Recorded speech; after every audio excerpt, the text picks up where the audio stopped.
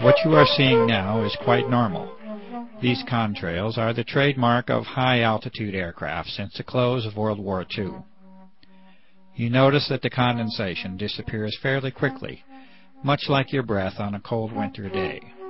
This is as it should be, and as it has been. For those curious enough to delve into the physics, chemistry, and thermodynamics of contrails, this normalcy has a more thorough explanation. Yes, science and common sense do agree, and the balances of nature are achieved with this common phenomenon.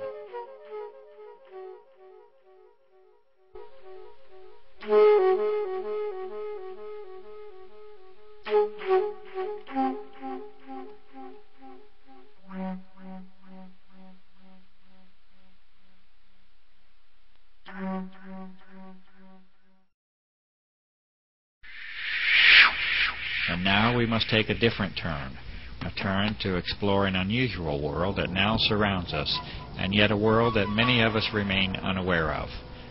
The atmosphere of this planet has been changed, and you are now being introduced to one of the main causes of that change. The aircraft at the upper portion of the screen is leaving a normal contrail, and it vanishes as any trail of water vapor is expected to.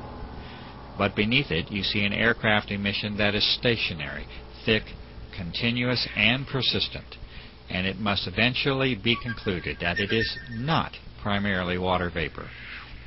The environmental conditions for each trail are not exceptionally different from one another, and yet the result and impact from each trail is entirely different. The only logical way this can occur is if the trails themselves are very different from one another, and indeed they are. The majority of the footage that you are now seeing has been filmed in the high desert regions of New Mexico. This is an arid environment with very low humidity levels. It is, in fact, a classic region for conventional contrail formation. Contrails themselves can and do form easily in a low humidity environment, and in the past, the passing of a short-lived contrail in the high, clear desert sky was an innocuous and frequent occurrence. Cold and dry conditions, exactly those conditions that are normally found in the upper atmosphere, are extremely favorable to contrail formation. The humidity levels of the upper atmosphere are actually relatively low, and is one of the very reasons that most clouds occur in the middle of the troposphere, being the lower portion of our atmosphere up to an altitude of approximately 7 miles or so. As this examination of our atmosphere continues, we will be now required to consider 4 types of events or phenomena. In addition to the customary existence of clouds and contrails, we must now consider a new entry, that of the aerosol. An aerosol is a solid particle in suspension, either in a liquid or a gas, and in this case we are considering the atmosphere as the gas to study. The aerosols will manifest in 2 primary forms, as an aerosol emission from aircraft and as an aggregate or collection of aerosols in the atmosphere. A suitable term for this collection of aerosols is an aerosol bank. It is known now that the persistent trails that form the subject of this film are primarily solid in nature and origin, and that they are not predominantly water vapor. A brief explanation of cloud formation will help us to understand why this is so. Clouds, that is, normal clouds, require 2 fundamental elements to form, particles and moisture. Clouds are not suited to form in especially clean air. They require particulate matter, called condensation nuclei, that act as a base for water vapor to adhere to. The size of these nuclei, for the process to be effective, must be extremely small. The size of these nuclei are on the order of sub-micron. For comparison, a human hair is 60 to 100 microns thick, and an asbestos fiber is a couple of microns in thickness. The other essential component for normal clouds to form is a minimum level of humidity. From numerous sources, this minimum is on the order of 70% relative humidity. Notice that the requirements for cloud formation and contrail formation are already entirely different from one another.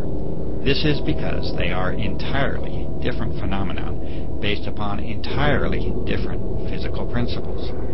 Contrails can and should form readily in clean, cold, and dry air.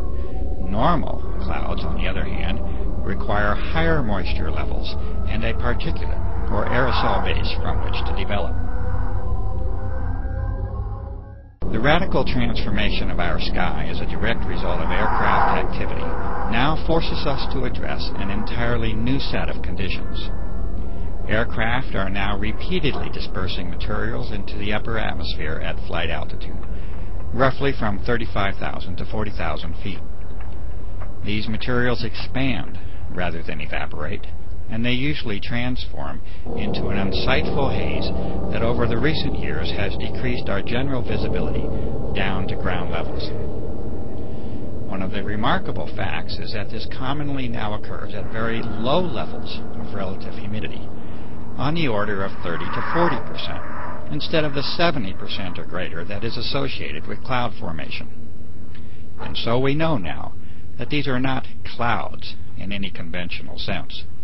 They are indeed a unique and artificial creation that now crosses new thresholds in the atmospheric and geophysical sciences.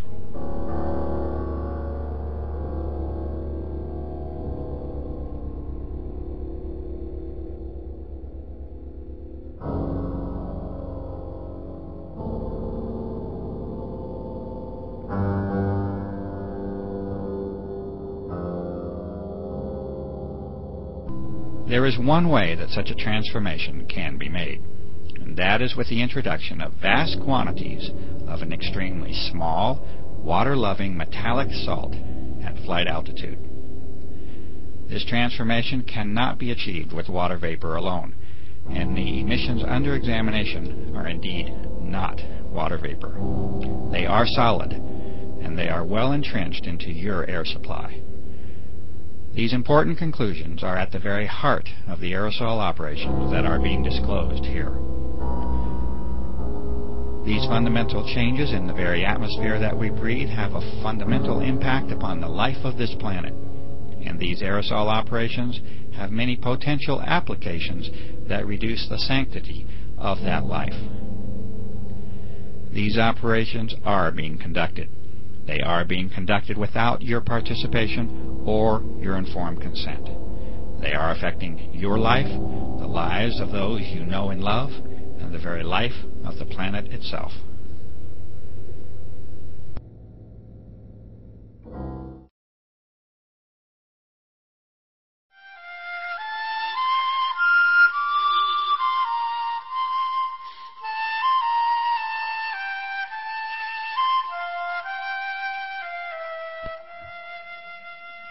Try to remember the color blue, for once it was yours to see. The blue sky is your birthright and a source for joy, and it remains at the very core of our existence. There are factual reasons for the blue color of the sky, which can certainly be traced to the cleanliness and clarity of the air that you breathe. But please do not lose the wonder of the sky itself, the magic and emotions that you have once shared with the earth in all of its glory. These are more than facts, reasons, and observations. They are the experiences and memories of life itself.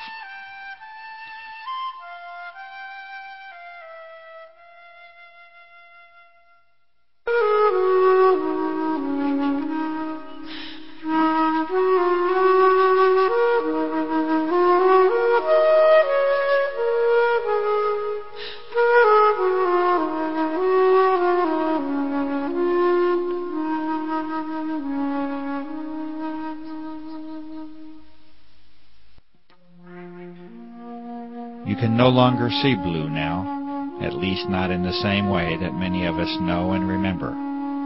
Your horizon has largely turned to white, and there is a very good reason that this is so. These fine, solid materials, or aerosols, are now in your way, and you will see clearly no more. The source and origin of these aerosols is now abundantly clear, and the aircraft operations have now made their mark upon this planet. It is a mark that you must now live with, and that you must now breathe, and that you must bear the consequences of. That is, unless we all become aware of the level of damage that has already been done, and unless we act together to reclaim our planet and its atmosphere. These images were taken in what was once one of the cleanest locations on the Earth, and that is the high desert of the Southwest. You may now see for yourself the daily reality of your existence, and it is a sad change that we have allowed to occur. Please, remember the color blue.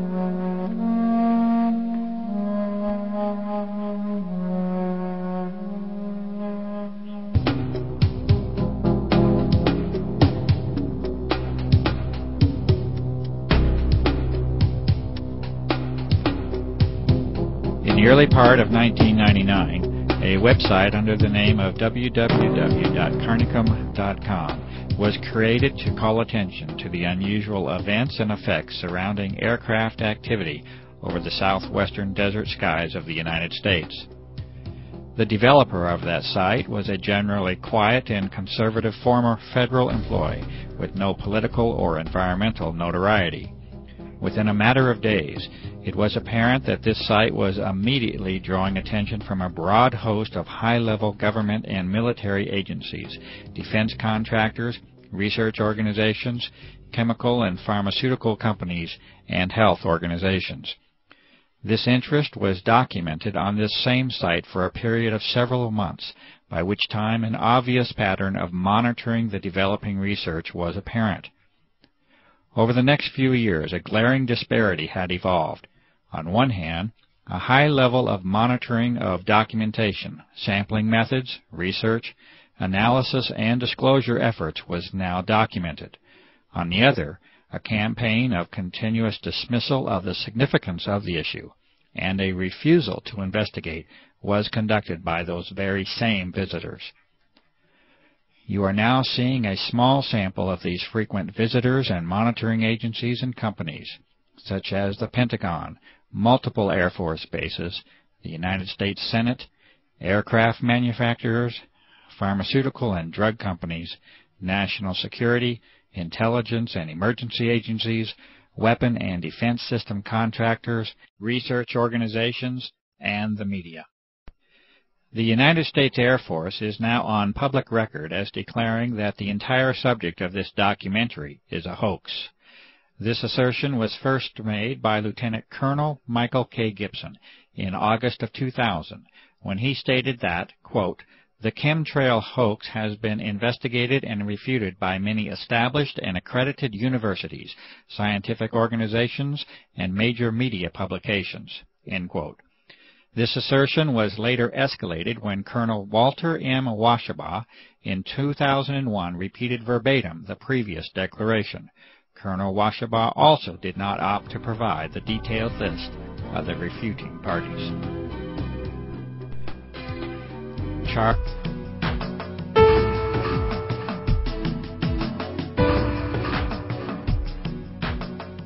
Since the beginning of 1999, a series of more than 36 scientific, physical, observational, and analytic methods have been used to examine the dramatic alteration of the atmosphere that has taken place.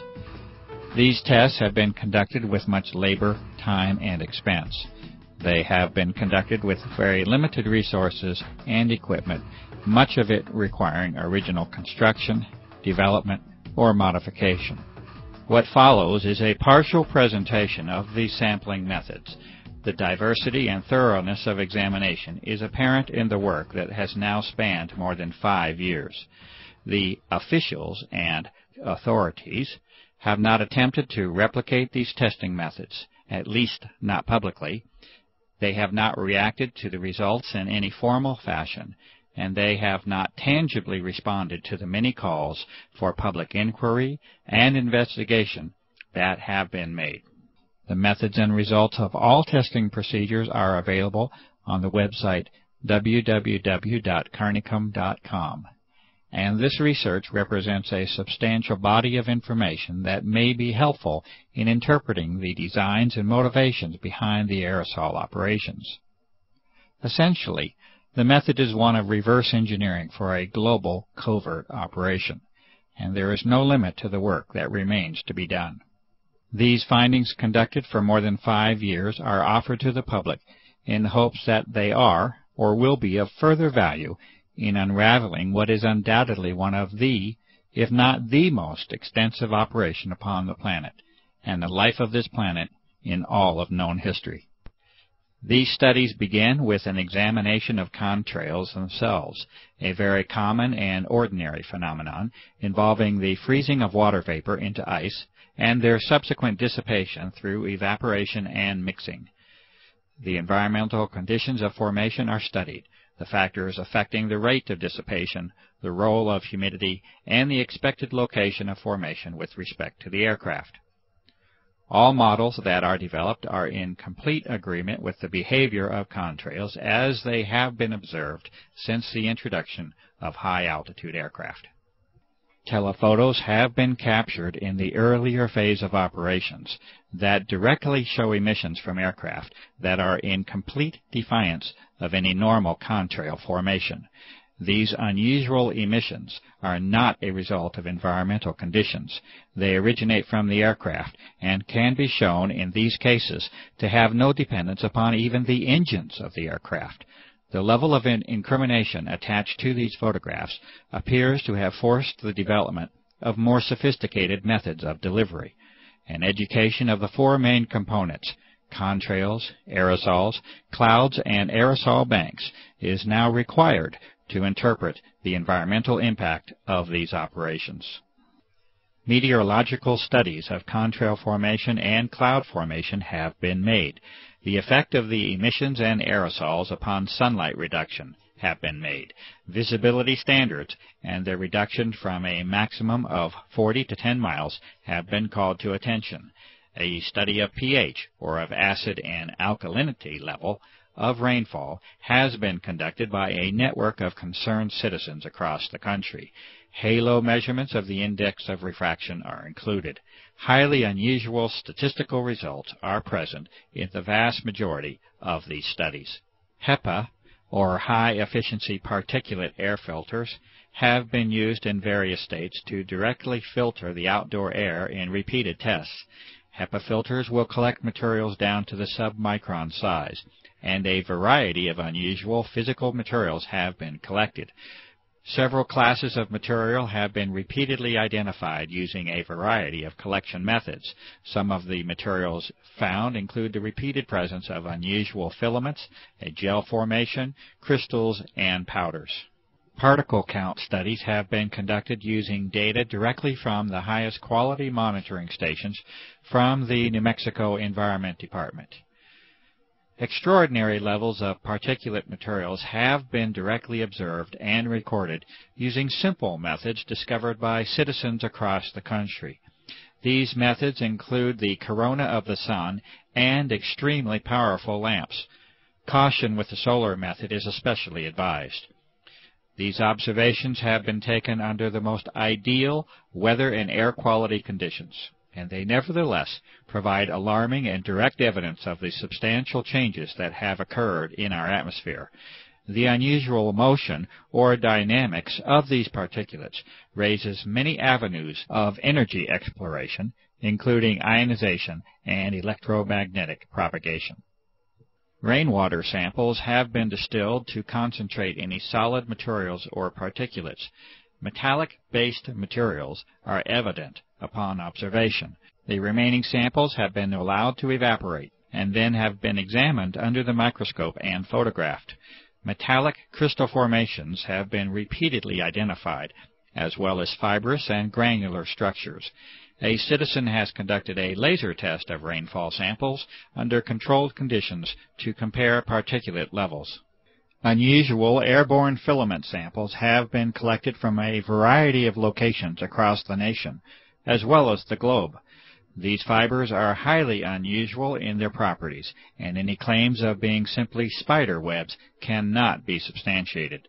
Samples of these fibers have been sent directly to the Administrator of the United States Environmental Protection Agency.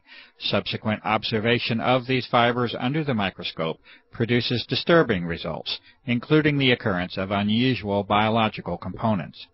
The United States EPA has refused to identify these fibers. An electrostatic precipitator has been developed to collect particulates from the atmosphere using a high-voltage generator. Electrostatic precipitation is a commercial method of air purification that is incredibly efficient at collecting extremely fine materials. Ionization filters have also produced similar results, detecting the presence of uniform fibrous and crystal materials. A series of deductions based upon the sustained observation of environmental conditions has led to the consideration of the abundance of hygroscopic, or water-seeking, and easily ionized metallic salts within the atmosphere. This hypothesis has been initially confirmed with spectroscopic, or wavelength studies of the light that passes through the modified air. Electromagnetic propagation through this modified atmosphere has now also been introduced as a highly significant topic of research from these studies. Incredibly high mold counts have been found within repeated outdoor samples that have been taken. This result is in spite of the fact that the tests were conducted in an extremely arid environment in the high southwest of the United States. This arid environment has been further aggravated by extended drought conditions over the past several years, also a topic to be discussed further. It is a fact that particulate matter in the atmosphere acts as a transport mechanism, or delivery system, for other materials, including biological materials that can piggyback onto the solid materials. This is in addition to the health risk, including respiratory illness and increased mortality that result from higher levels of particulate matter in the air. It is also a fact that must be reported, despite the disturbing and alarming implications, that unusual and unexpected biological components have been repeatedly identified in a variety of atmospheric samples across a wide geographic area using a variety of techniques.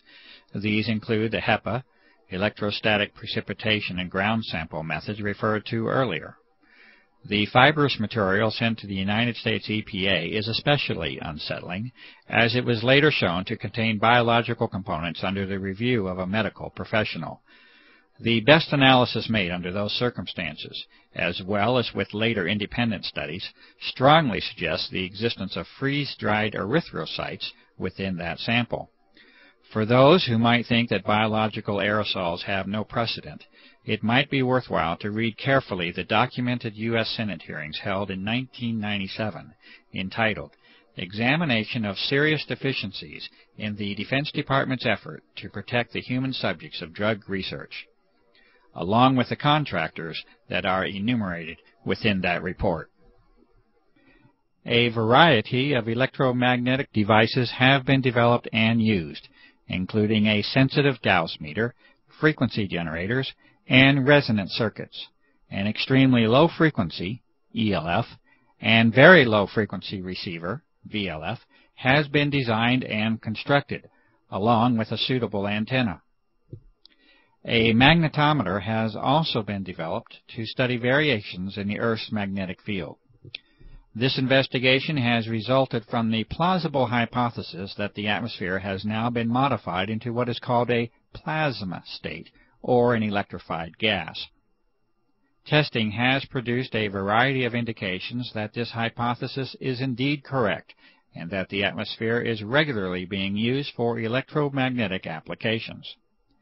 ELF energy is of special concern because of its direct connection to the health aspects of the electromagnetic nature of human beings.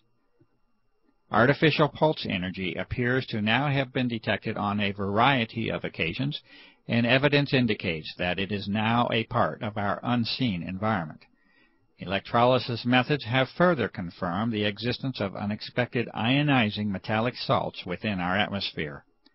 Radar anomalies also continue to point to the presence of an altered electromagnetic environment.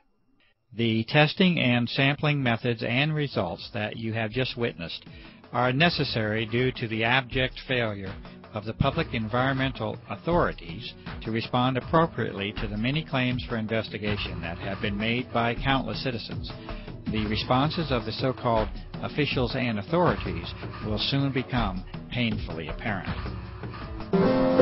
Jet spraying stuff in the air. I went outside, I looked out, it was in the morning, and lo and behold, there was, what I thought were contrails, numerous jets spraying, probably 4 or 5 jets. The contrails were not dissipating, they continued in the air, and I watched. Actually, I was horrified because I'd never seen anything like this before, as it continued all day long. And the result was, within a couple hours, the entire sky was totally blotted out with this messy white haze. The following is a transcribed interview between Clifford E. Carnicom and Gwen Scott, naturopathic doctor and former CNN broadcaster, recorded in February of 2004. Question: when did you become aware? When did you find out? How did you find out about the existence of these operations and whether they are real or not?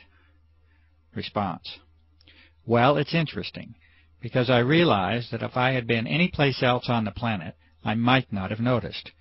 And so I am wondering how I ended up in the catbird seat to actually observe this operations. As you know, I live in a very rural area, and when I first moved here, the air was pristine. We had deep, deep blue, azure skies, thousands of stars literally at night.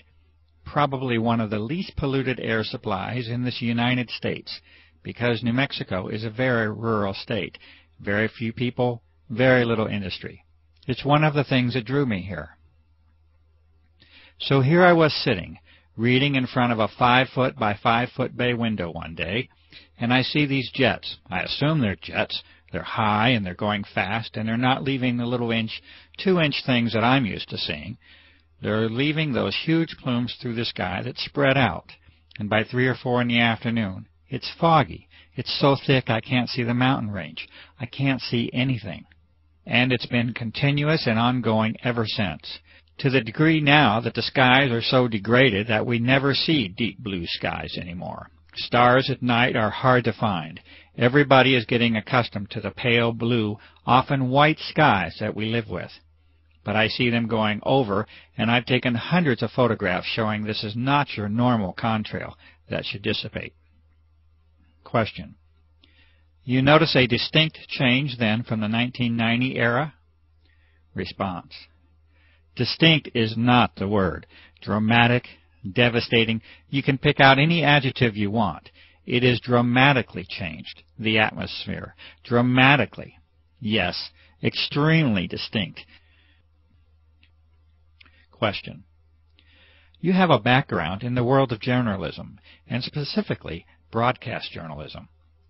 Can you talk a little bit about that background, and also the relationship of the media to what is occurring? What has failed? What has worked?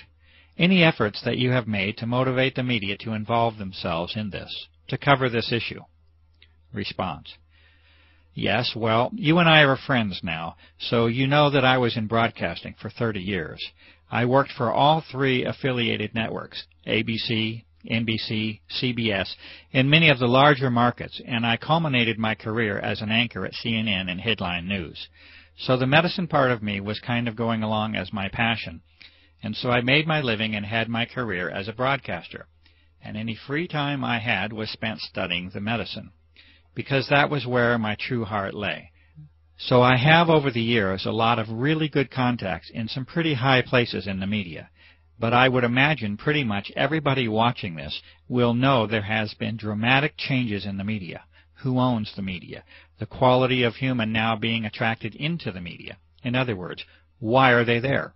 When I started, it was mostly all print folk, and they kind of had to tell us, come on, clean up your act. This is visual. But people were coming from the old school of journalistic, afflict the comfortable, and comfort the afflicted. And you are the watchdog, and you go for that story, and you never accept the official version, and on and on and on. Most of the media and information we get now is owned by only 3 companies.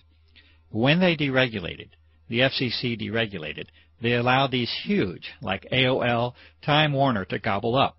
So you've got these large entities controlling all the information, whether it's film, radio, okay.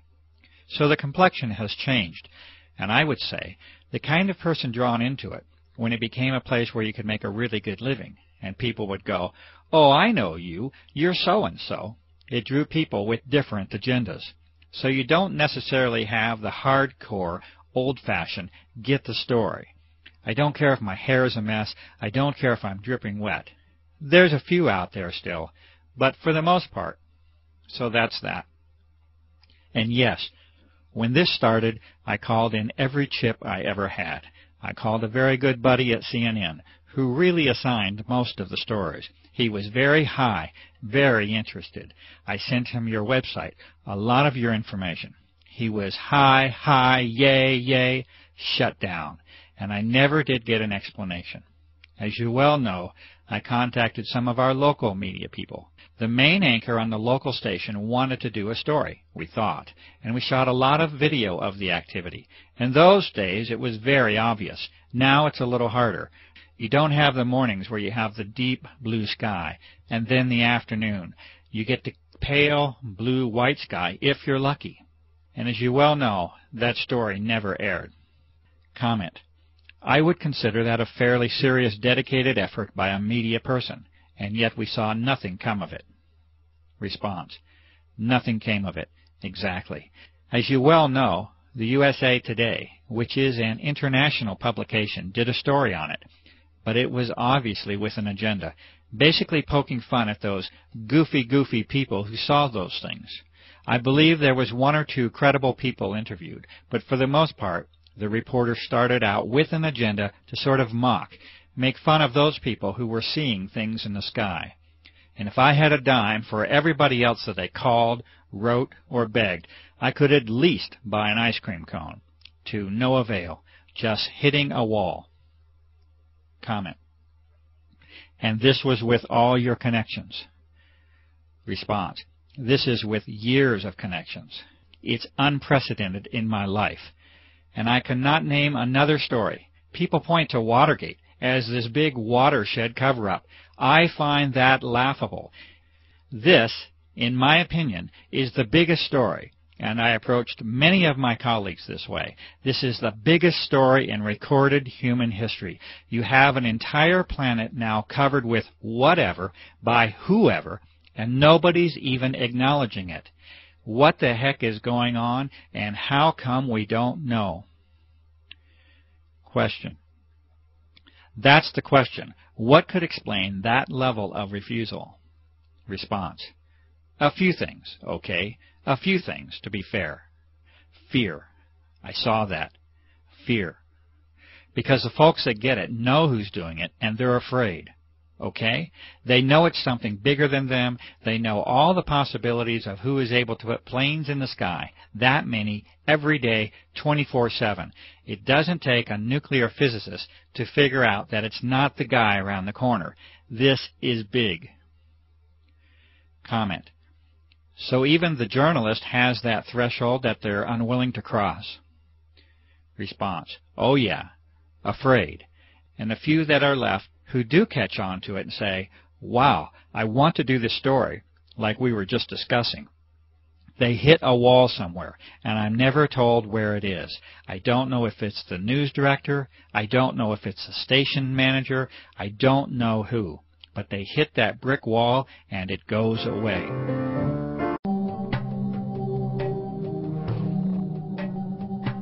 After confronting the reality of the changes that have been made to the planet, it is a natural question to ask, why? Why would anyone want to? And who would want to alter the very air that we all breathe? we may never know the true answers to these questions, as the evidence is now clear that the aerosol operations are a covert operation, an operation that is never to be openly discussed or disclosed using the traditional channels of a free and democratic society, an operation that will never ask for your consent or for your participation, and that will be conducted regardless of your concern. The answers, especially as to why, do not appear to be simple or restricted to a single purpose. The more that is understood about the nature and potential of the operations, the more complex the picture appears. What can be done, however, is to use the vast body of evidence that has been collected at a grassroots level to make interpretations that are at least consistent with this data. This has been done, and there are now 5 major areas of endeavor that are in agreement with the observations, data, and analysis that extends for more than 5 years. These are: number 1, environmental engineering, modification, and control; 2, electromagnetic operations; 3, military operations; 4, biological operations; and 5, planetary and geophysical change itself. These areas are not mutually exclusive to one another. There is an overlap that can make it difficult to discern where one program may start and another end. It is quite possible that any, and indeed likely that many or all of these operations are being conducted concurrently. What can be done within this brief segment is to explain how and why these types of programs are consistent with the broad spectrum of evidence that is now available to examine. First, with respect to environmental engineering, modification, and control, the evidence now shows that the very physical nature of the atmosphere has been changed. The best information leads to the conclusion that a hygroscopic, or water-seeking salt, is a dominant component of the aerosols that have been introduced. It is also an observation that has been confirmed over and over, and this is that the operations frequently, if not usually, are conducted in advance of approaching moisture and storms. These salts have the usual effect of locking up that moisture with the solid particles, and to generally reduce the impact of, frequency of, and the amount of moisture that reaches the ground. This is one of the simplest interpretations that can be made that is supported by countless observations, and this is that the moisture levels of weather systems have been altered. It may be no coincidence whatsoever that drought is now commonplace and widespread, and that the moisture of the planet is becoming an increasingly precious and sought-after resource. There are those who make claims that the aerosol operations have an intended benevolent objective to mitigate the effects of global warming. It is also apparently accepted within that same claim that it is best that such an intention not be internationally discussed in public, and that you are best off not knowing about it. Unfortunately, the data does not support the contentions of benevolence that have been made, and in fact the majority of the data can be considered to have detrimental and potentially disastrous consequences to the life and ecology of this planet, including humans. Furthermore, the vast majority of elements and substances under examination will actually increase the heat levels of the lower atmosphere rather than decrease it when they are placed into it. This is exactly what the observations themselves support, and that is that drought conditions are exacerbated and aggravated by the introduction of the aerosols and not mitigated, as many might choose to believe. In addition, there are many more complicated aspects of environmental control that are possible with the use of conductive aerosols, including the modification of the electrical nature of the atmosphere, as well as thermal instabilities induced by interactions with the magnetic field of the Earth. Storms depend upon the electrical exchanges that take place within the atmosphere. Lightning is the result of electrical imbalances that occur in the electrical fields between the Earth and the atmosphere, altering the collection and distribution of rainfall, interfering with the electrical exchange of energy and producing thermal or heat instabilities. All of these point to a very realistic assessment that environmental modification and control is likely a fundamental agenda within the aerosol operations. The United States Air Force has publicly disclosed a doctrine of owning the weather